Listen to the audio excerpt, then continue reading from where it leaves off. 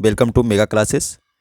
दोस्तों आज हम लोग इस वीडियो में क्लास 12th के बायोलॉजी का पहला चैप्टर जीवों में जनन यानी रिप्रोडक्शन इन ऑर्गेनिज्म, इसके इम्पोर्टेंट ऑब्जेक्टिव क्वेश्चन और उसके आंसर को देखेंगे। इसलिए वीडियो में लास्ट तक बने रहें। सभी क्वेश्चन आपको इम्पोर्टेंट बताए जाएंगे जो आपके एग्जामिनेशन 2023 में पूछे जाएंगे। तो दोस्तों सभी क्वेश्चन को आप अपने कॉपी पर नोट करते जा सकते हैं। पहला क्वेश्चन शुरू करते हैं। निम्न में कौन एक लंगी है? ऑप्शन ए है सरसों, बी है गुड़हल, सी है पपीता और डी है इनमें से कोई नहीं। ये क्वेश्चन देखिए दोस्तों 2011 में पूछा हुआ है। इसका सही आंसर होगा ऑप्शन सी पपीता। दूसरा है निम्नलिखित में से कौन उभयलिंगी पादप नहीं है? पपीता, सरसों, मक्का और गुड़हल। ये भी देखिए क्वेश्चन 2012 में पूछा हुआ है। इसका सही आंसर होगा ऑप्शन ए पपीता। तीसरा है SO2 प्रदूषण का सूचक है। ऑप्शन ए है शैवाल, बी है लाइकेन, सी है कवक और डी है उपयुक्त सभी। ये क्वेश्चन भी देखिए 2015 में पूछा हुआ है। इसका सही आंसर होगा ऑप्शन बी लाइकेन। तो सभी क्वेश्चन को आप रटते जाइए, कॉपी पर नोट करते जाइए। सभी क्वेश्चन आपके एग्जामिनेशन में पूछे जाएंगे। चौथा क्वेश्चन है मानव युग्मकों के गुणसूत्रों में संख्या कितनी होती है? 2015 में देखिए पूछा हुआ क्वेश्चन है। ऑप्शन ए है 21, बी है 23, सी है 44 और डी है 46। तो सही आंसर होगा ऑप्शन डी 46। पांचवा में है अंड प्रजक है। ऑप्शन ए है मुर्गी, बी है सांप, सी है मगरमच्छ और डी है उपयुक्त सभी। तो इसका सही आंसर होगा, और ये क्वेश्चन देखिए 2015 में पूछा हुआ है। इसका सही आंसर होगा ऑप्शन डी उपयुक्त सभी। 6 में है जब संतति की उत्पत्ति एकल जनक द्वारा होती है तब यह क्या कहलाती है? ये भी क्वेश्चन देखिए 2015 में पूछा हुआ है। ऑप्शन ए है लैंगिक जनन, बी है अलैंगिक अम्ल, सी है आंतरिक निषेचन और डी है बाहरी निषेचन। तो सही आंसर होगा अलैंगिक जनन। अलैंगिक जनन यहाँ पे होगा, ऑप्शन जो है बी सही होगा इसका। नेक्स्ट क्वेश्चन देखिए साथ में क्या है, मुकुलन द्वारा जनन किस में होता है? ये क्वेश्चन भी देखिए 2015 में पूछा हुआ है। ऑप्शन ए है ईस्ट, बी है पैरामेसियम, सी है पेनिसिलियम और डी है उपयुक्त सभी। तो सही इसका होगा ईस्ट यानी कि ए होगा सही। 8 में है निम्न में से कौन द्विगुणित संरचना है? ये देखिए क्वेश्चन 2016 के एनुअल में, 2016 के कंपार्टमेंटल में, 2017 के एनुअल में और 2017 के कंपार्टमेंटल में पूछा हुआ बहुत ही इंपॉर्टेंट क्वेश्चन है। निम्न में से कौन द्विगुणित संरचना है? ऑप्शन ए है अंडाणु, बी है शुक्राणु, सी है युग्मनज और डी है उपयुक्त सभी। तो सही आंसर होगा ऑप्शन सी युग्मनज। 9 में दिया हुआ क्रमिक विकास में योगदान है। ऑप्शन ए है स्वपरागन का, बी है परपरागन का, सी है कायिक प्रवर्धन का और डी है संकरण का। ये भी क्वेश्चन देखिए 2016 कंपार्टमेंटल में पूछा हुआ क्वेश्चन है। इसका सही आंसर होगा ऑप्शन बी परपरागन का। 10वां क्वेश्चन देखिए क्या है, सूक्ष्म प्रजनन में कराया जाता है। ऑप्शन ए है अलैंगिक प्रजनन, बी है समान अनुवांशिक गुणों वाले पौधों, सी है अलैंगिक प्रजनन और डी है ए और बी दोनों। ये भी क्वेश्चन देखिए 2016 का एनुअल में पूछा हुआ है। इसका सही आंसर होगा अलैंगिक प्रजनन और समान अनुवांशिक गुणों वाले पौधे, यानी कि ए और बी दोनों हो जाएगा, यानी कि ऑप्शन जो है डी हो जाएगा सही इसका। 11 में है शरीर के बाहर होने वाले निषेचन को क्या कहते हैं? ये भी क्वेश्चन देखिए 2017 में पूछा हुआ है। ऑप्शन ए है इन ब्रीटो, ऑप्शन बी है इन वीवो, ऑप्शन सी है दोनों और डी कोई नहीं। तो सही आंसर होगा ऑप्शन ए इन ब्रीटो। नेक्स्ट क्वेश्चन हम लोग देखेंगे 12 नंबर में, गर्भाशय में कॉपर टी के एक प्रभावी एवं अंतः गर्भाशयी युक्ति होने का मुख्य कारण है। ये भी क्वेश्चन देखिए 2018 में पूछा हुआ है। ऑप्शन ए है शुक्राणुओं के निषेचन क्षमता में कमी, बी है गर्भाशय में कॉपर आयन मोचित होने के कारण शुक्राणुओं की भक्षकाणु क्रिया में वृद्धि, बी है शुक्राणुओं की गतिशीलता में कमी, डी इनमें से सभी। तो सही आंसर होगा ऑप्शन सी शुक्राणुओं की गतिशीलता में कमी। अगला क्वेश्चन है, एक स्वस्थ महिला के पूरे जीवन काल में उत्पन्न कुल अंडों की संख्या होती है। ऑप्शन ए है 4000, बी है 400, सी है 40 और डी है 365। 2018 में पूछा हुआ क्वेश्चन है, ऑप्शन ए हो जाएगा सही 4000। उसके बाद ये देखिए 14 में है ऋतुस्राव चक्र किस में होता है? मनुष्य में, बंदर में, चिंपैंजी में, उपयुक्त सभी। तो सभी आंसर हो जाएगा डी। 15 में है युग्मक जनन में बनता है। ऑप्शन ए है नर युग्मक, बी है मादा युग्मक, सी है ए और बी दोनों, डी है नर या मादा युग्मक। तो सही आंसर होगा सी यानी नर युग्मक और मादा युग्मक दोनों। नेक्स्ट क्वेश्चन है, एक लिंगता की स्थिति को उल्लिखित करने के लिए किस शब्द का प्रयोग होता है? ऑप्शन ए है समयुग्मिक, बी है उभय लिंगाश्रयी, सी है एक लिंगाश्रयी और डी है विषयम युग्मक। तो सही आंसर होगा सी एक लिंगाश्रयी। साथ में है जब जीव या पौधों के शरीर के किसी भाग में क्षतिग्रस्त होने के पश्चात पुनः उस यंग का वापस निकल जाना क्या कहलाता है? ऑप्शन ए देखिए पुनरुद्भवन, ये सही हो जाएगा। अगला क्वेश्चन है निम्न में से कौन भाग द्विगुणित है? ऑप्शन ए है अंडाशय, बी है परागकोश, सी है पराग और डी है युग्मनज। तो सही आंसर होगा ऑप्शन सी पराग। 19 में है जीन प्रगंध का एक उदाहरण है। जीव प्रकंद का एक उदाहरण है। ऑप्शन ए है लहसुन, बी है नींबू, सी है अदरक और डी है प्याज। तो सही आंसर होगा अदरक यानी कि ऑप्शन सी। 20 में है कलिका रोपण उदाहरण है। ऑप्शन ए है कायिक जनन का सही।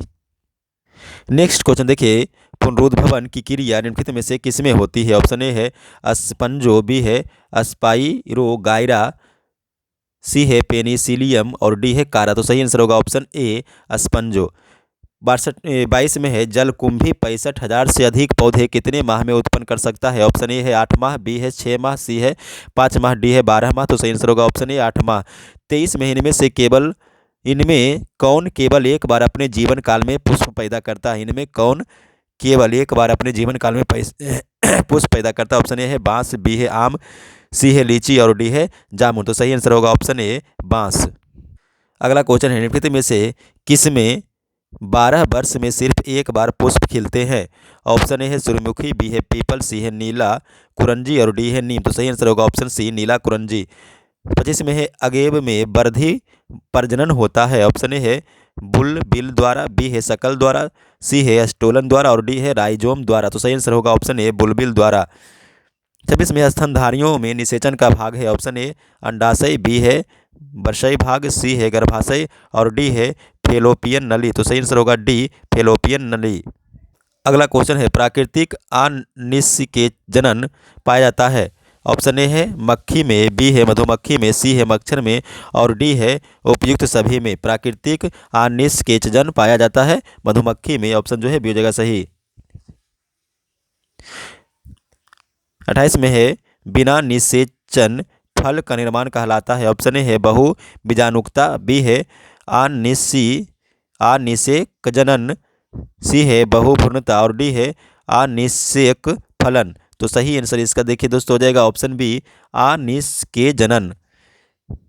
29 में है पूर्ण कायांतरण पाया जाता है। ऑप्शन ए है मक्खी और मच्छर में, बी है मक्खी और कॉकरोच में, सी है मच्छर और कॉकरोच में, डी है इनमें से कोई नहीं। सही आंसर होगा ऑप्शन ए मक्खी और मच्छर में। अगला क्वेश्चन है द्विनिषेचन का परिणाम होता है। ऑप्शन ए है बीजपत्र, सी है बीजांडकाय, बी है बीजांडकाय, सी है भ्रूणपोष और डी है भ्रूण। तो सही आंसर होगा सी भ्रूणपोष। 31 में है एक पुंजक यानी क्लोन के संबंध में निम्नलिखित में से कौन सही है? ऑप्शन ए आकारिकीय रूप में समान, बी है अनुवांशिक रूप से समान, सी है आकारीय और अनुवांशिक रूप से समान, डी इनमें से कोई नहीं। सही आंसर होगा सी आकारिकीय और अनुवांशिक रूप से समान।